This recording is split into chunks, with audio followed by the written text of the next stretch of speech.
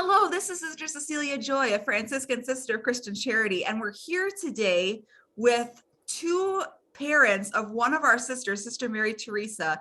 I'm going to quick share the screen and see if we can get her. Yep, so see there's Sister Mary Teresa. It's one of the shots we took of her when we were just taking some shots at Lake Michigan. So, yeah, so thank you so much for being here, Mark and Teresa. You are most welcome. Our pleasure. Okay, so with Valentine's Day, we oftentimes like to hear about, love stories. So what's your love story? So we both went to school in Chicago together, and you can tell about how we got introduced. Yeah, so I'm actually a year older than Mark. So I was at the school before him, and I would go to daily mass if I was able to. And while there, I met a sister named Sister Katrina, and I was working on my PhD in biochemistry, and she was working on her PhD in biochemistry. So we just became friends from church. Well, the following year, Mark comes, and he begins walking to church and going to mass there at Notre Dame Day Chicago. And so Sister Katrina, who is very friendly, she ended up meeting Mark. So one day after mass, she asked us, "Do you two know each other?"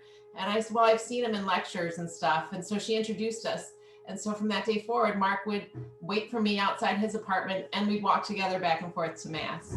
So it was just one of those things that I always would say prayers to Saint Teresa, with my name being Teresa. I love her. And I'd say, "Please help me to find someone special to share my life and love with, if it's meant to be."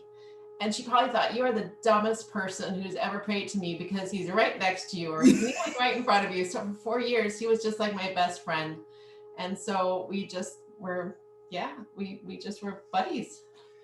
And so we went through school together, and then I went to Loyola for an internship and residency, and then she completed her studies and then went there for a postdoc. And you can tell the story better about the first day you were there. Yeah, so I really thought when we graduated from Rush that would be the last time I'd ever see him. And in fact, I told my folks, I said, "I can't go until I get a picture with Mark," because I didn't know where I was going and what I was going to be doing. And I knew he was leaving. So the last thing I did at graduation was get a picture with him. And then I was supposed to matriculate in the MD PhD program after completing my PhD. But then I ended up changing my mind and figuring it was good with the PhD, I was done. But I asked our chairman, like, "What do I do now?" And he says, "Oh, let me call my friend Richard at Loyola. I can try to get you a postdoc there." So I go there, and they take me around, give me my badge, my white coat and everything. And who's in the doctor's lounge but Mark? I'm like, "Oh my gosh, I saw you. Like, I get to see you again." So then I asked him out on a date. After I had previously asked her out, and she said she didn't answer. Well, I didn't answer, because I didn't want to ruin our friendship. He was just my best friend. I'm like, "Oh, that's going to put more pressure." So after twice rejecting him, he said yes to me. And that was in July. And then by December of that year, on the Feast of the Holy Family, he proposed to me. And then 6 months later, we were married. So from the time of our first date to the time we were married was less than a year.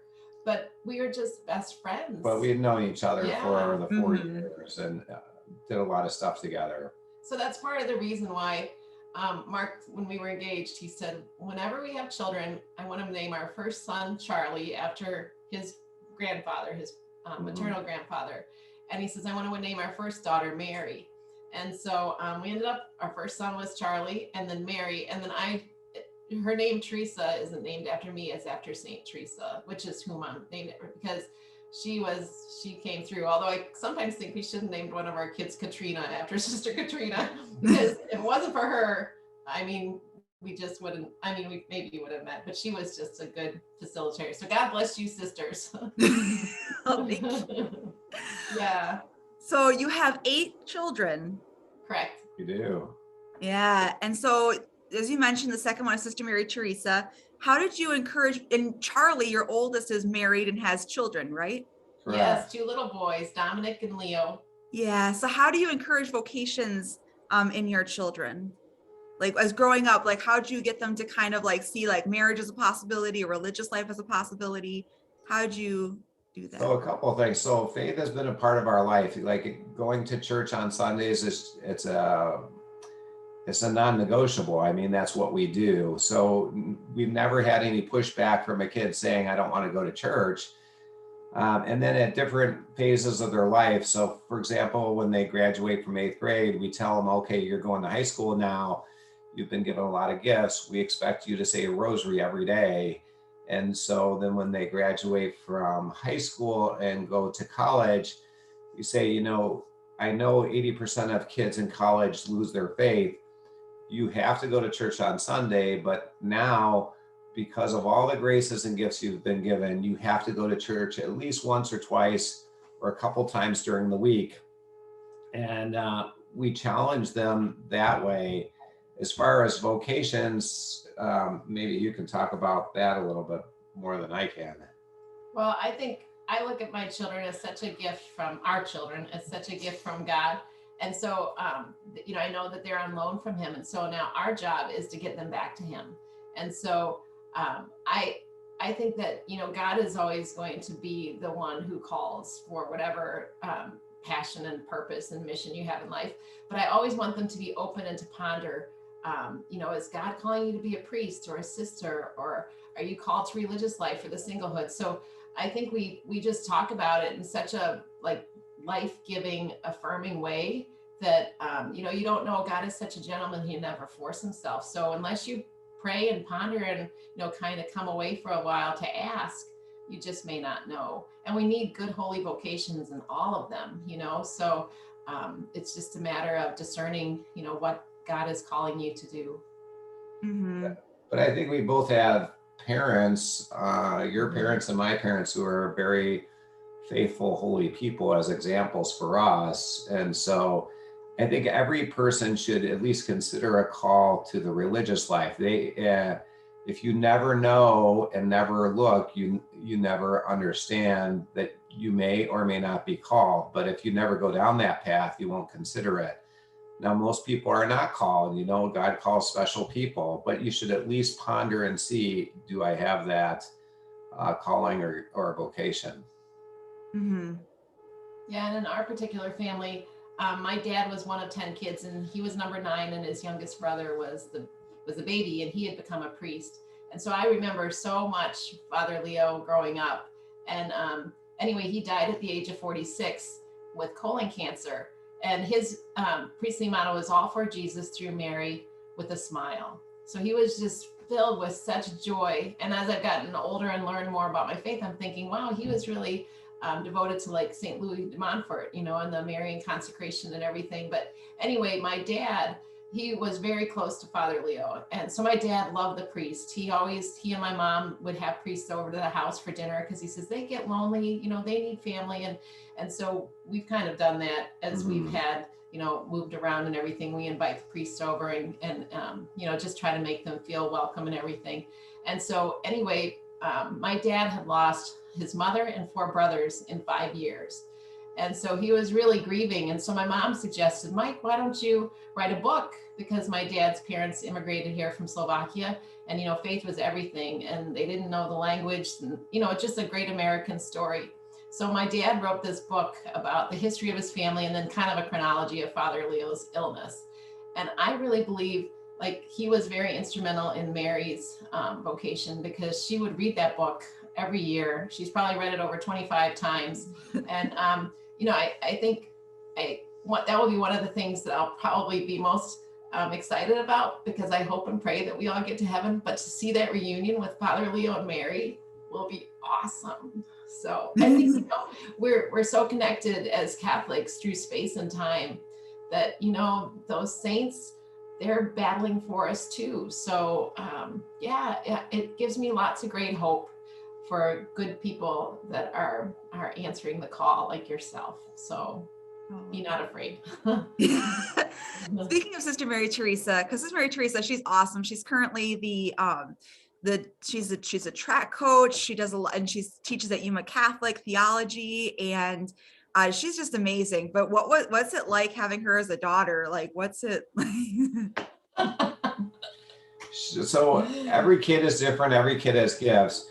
She's very outdoorsy, and she is very good at organizing things. She's like a camp counselor extraordinaire. So, I mean, she has a unique skill set to work with the high school kids, and she has a lot of energy and enthusiasm. So it's a lot of fun. And she likes to do a lot of stuff that I like to do. So rock climb and spend time outside fishing and all the rest. So yeah, it's been fun, but all the kids are fun and have their own personalities and their own different traits. So Yeah, she just to me embodies and radiates joy, because I think she has found her passion and purpose in life. And when you let go and let God, he just like that super abundance. I came that you may have life and have it in abundance. I think he gives super abundance. We just got back from mass today, and the reading, was about Solomon and the dream that he had with God, and God asked him, what do you want? And he asked for, just that wisdom or that understanding heart. And then God gave him not just that, but he gave him all the extra riches and stuff besides what he asked for. And I think that's exactly how God operates. He's so generous and loving. So, to whom much is given, much is required. So you've been given all these wonderful gifts. And one of Mary's gifts, besides, her organization and her love of adventure, is, just that joy. And so now you give it back. And it's like that loop of grace that you definitely always get back more than you give. Yeah, I just always love my time with Sister Mary Teresa, because she just always has a lot of energy and she's always up for an adventure. And of course I'm one of those people who I'm up for an adventure, but sometimes I'm a little hesitant. So Yeah. and she'll always be like, well, don't worry. It'll be fine. So before we go, what advice do you have for parents to encourage vocations in their children?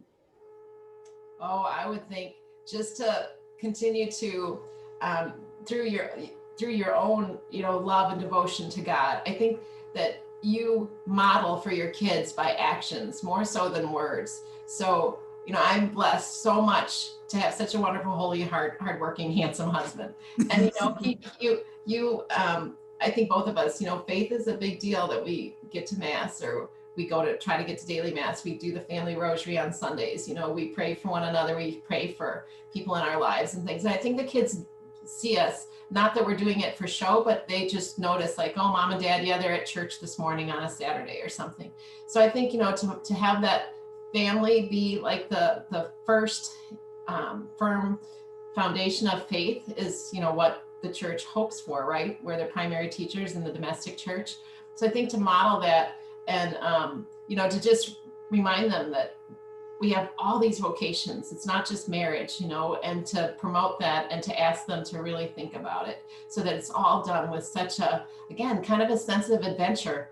What is God calling you to be? What does he want you to be? I always tell our kids, ask God what he wants you to be when you grow up, because otherwise I think we're doing stuff instead of being who we're created to be. Well, I would say two things. So I agree that I think I am blessed to have I married a holy woman, but I also think one of the best homilies I've ever heard was, I think at one of my brother's weddings, the priest got up and said, we know that half of the marriages end divorce today, but here are the statistics you don't hear. Said, if you go to church with your spouse, that drops down to about 1% to 2%. And if you go to church with your spouse every Sunday and you pray every day, it's about 1 in 1,000. So he looked at the groom and said, if you want to do one thing for your bride, go to church and pray with her every day. And then he looked at the bride and said, if you want to do one thing for your groom, and that's the best thing you can do for your marriage. And I think my advice would be the same as that priest. If you want to do something, pray and go to church with your spouse. Well, thank you so much. It's always a joy to be with you. I love when I get to come to your house and you always have such amazing meals, and you're just you're just so generous. So, well, we love you girls. You're doing such amazing work, and I can't not thank you enough for all you do. And you are welcome anytime. Absolutely. You. And thank you everyone for watching today. Just keep praying for vocations, whether to married life or single life or sisterhood, or priests, deacons, we need them all. So just thank you so much for your prayers, and may God's blessings be with you. Thank you all. Thank you. Thank you. Bye. Bye-bye.